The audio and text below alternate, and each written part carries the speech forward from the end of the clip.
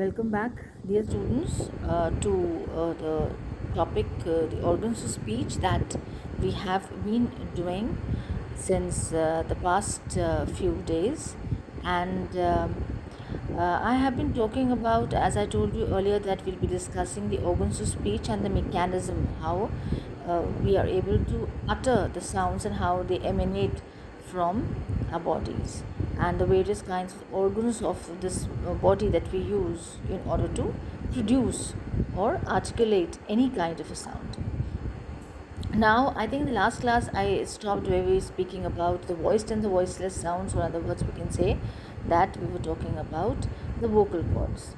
Now, the diagram is there in front of you of the vocal cords. No matter, you don't have to get a little worried about it, because how you have to go. You just the diagram is quite simple to understand that. The one diagram is where the vocal cords vibrate, and the other is where the vocal cords don't vibrate.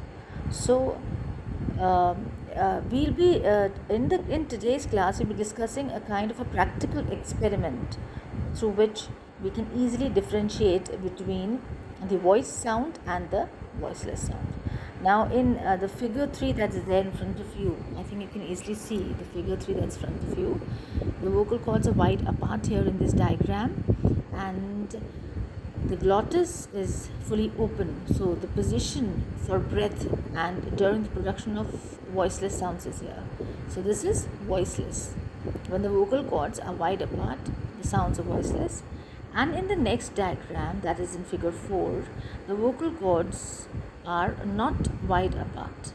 They are loosely together, and the position for vibration during the production of speech sound is voiced. So here the glottis is closed, and in other words, we can say that these when in such a position, the sounds are voiced.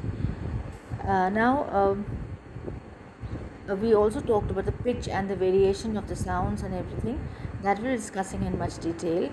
But here, we can decide whether a sound is voiced or voiceless, that is when the vocal cords vibrate or not during its production, by conducting two simple experiments. So let's see which are two simple experiments we're focusing upon.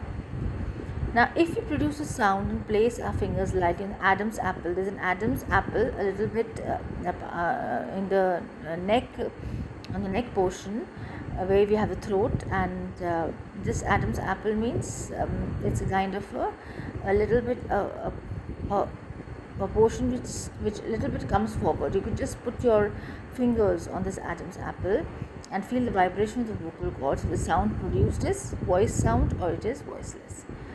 Now, if the sound produced is voiceless, our fingers will feel nothing. You can put both your fingers on the Adam's apple, and you can just see that what kind of a sound you are making it, and whether you can feel anything or not while speaking.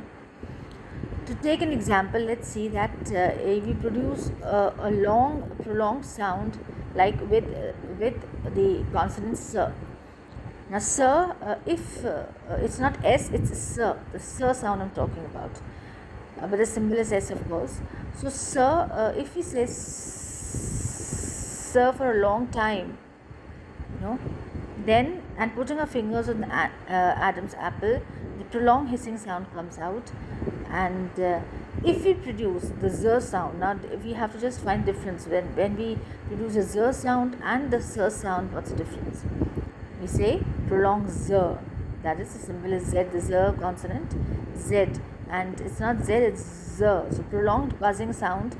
So during the production of z sounds, our fingers will be able to feel the vibration of the vocal cords, because the vibrations could be felt, and this can easily be felt practically when you do it with putting your fingers on the Adam's apple.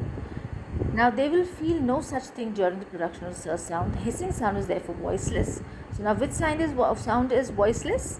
That is, in the s sound, the vocal cords are wide apart and the glottis is fully open, so it is voiceless.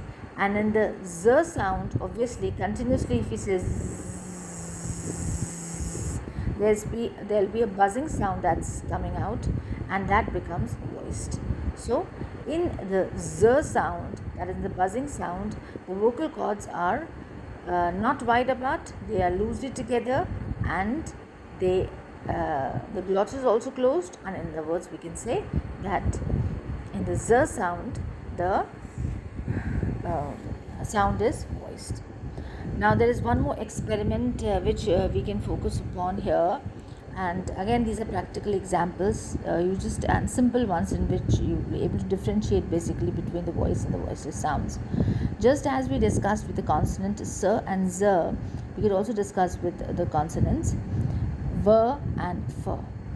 So now what basically people think that it's easier that we produce a voice sound with our palms, we can generally place over the ears and a buzz will be heard. Now if you put your palms in your ears and you just close them, then you will be hearing a buzzing sound, whereas no such buzz will be heard if the sound produced is voiceless. So you just have to remember that in voiceless sounds there is no buzzing, there is no z sound that's come, it's buzzing sound, and in the voiced ones, of course, there is the buzzing one.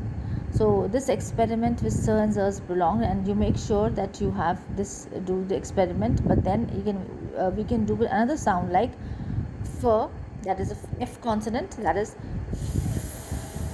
f. You can continuously speak, not f. You have to speak, you have to utter the f sound, and then you see that how it appears to, and then you take the v, that is v consonant, but it's v in the alphabet, but in the sound it is v. So we should hear a buzz when you say and no such buzz when you say. So